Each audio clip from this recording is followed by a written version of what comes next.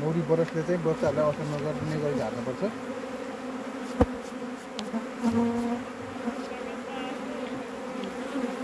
मौरी सम्बन्धी के जिज्ञासा चासो सुझाव सल्लाह छ भने चाहिँ तपाईँहरूले मेसेज बक्समा मेसेज गर्न सक्नुहुनेछ। त्यसै गरेर मौरी ज्ञान चरणराज छेत्रीलाई लाइक कमेन्ट सब्सक्राइब सेयर गरेर चाहिँ सुझाव सल्लाह चाहिँ दिन सक्नुहुनेछ भने त्यसै गरेर विभिन्न किसिमका प्रतिक्रिया छन् भने तपाईँहरूले डाइरेक्ट सम्पर्क गर्न सक्नुहुनेछ।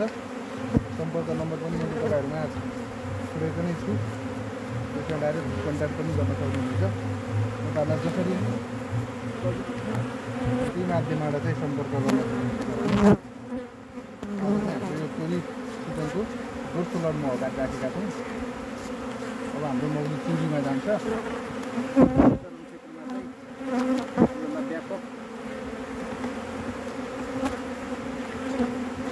व्यापक हुन्छ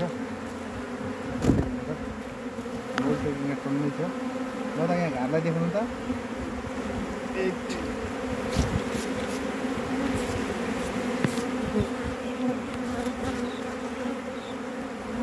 एकदम अचाइ सम्पर्क गर्न सक्नुहुनेछ।